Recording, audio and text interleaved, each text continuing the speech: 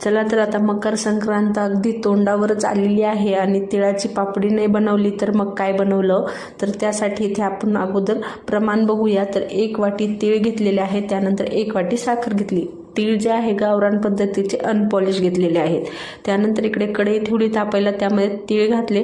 अगदी 2 ते 3 मिनटं मंद आचेवर तीळ जे आहे आपल्याला थोडेसे भाजायचे आहे. अगदी चटचट आवाज आला एवढेच आपल्याला तीळ जे आहे भाजायचे आहे. त्यानंतर तीळ जे आहे एका प्लेटमध्ये काढून घेतले. आता पाक करण्याच्या अगोदर आपण याला आपल्याला ज्यावर लाटायचं आहे त्याला थोडंसं तुपाने ग्रीस करूया. तर इकडे जे आहे मी लाटणं आणि माझ्याकडे जो आहे फरशीचा पोळपाट होता तर त्याच्यावर मी थोडंसं तुपाने ग्रीस करून घेतलं. त्यानंतर त्याच कढईमध्ये जे आपण 1 वाटी साखर घेतलेली होती ती घातली, 2 चमचे पाणी घातलं.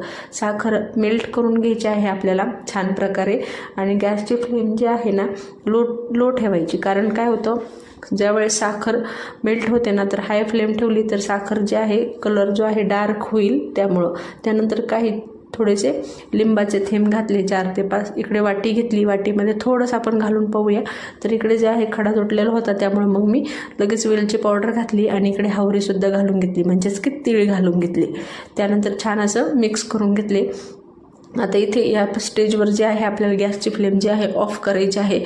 त्यानंतर ज्या आपण पोळपाटाला तूप लावलं होतं त्यावर थोडंसं जे आहे त्यातलं थोडंसं पोर्शन घेतलं आणि हलक्या हाताने अगोदर लाटून घ्यायचं आहे आणि लाटल्या लगेच काढायचं आहे, कारण तशी जर सोडली तर खाली चिकटण्याची शक्यता असते. त्यानंतर दुसरी सुद्धा घेतली, अशा पद्धतीने लाटून घेतली. तर माझ्या तर इकडे तीळ पापड्या ज्या आहेत किंवा तिळची पापडी जी आहे तयार झालेली आहे. तुम्ही कधी बनवणार आहात नक्की कमेंट करून सांगा आणि कशी रेसिपी वाटली ही सुद्धा कमेंट करून सांगा. आवडली असेल तर लाईक, शेअर, सबस्क्राईब करा, म्हणजे तुम्हाला माझ्या रेसिपीजचे नोटिफिकेशन पाहायला मिळतील. आणि सविस्तर व्हिडिओ पाहण्यासाठी खालील दिलेल्या त्रिकोणी बटनावर क्लिक करा आणि या मकर संक्रांतीमध्ये अशा प्रकारे तीळ पापडी नक्की बनवा आणि कशी झाली मला कमेंट करा.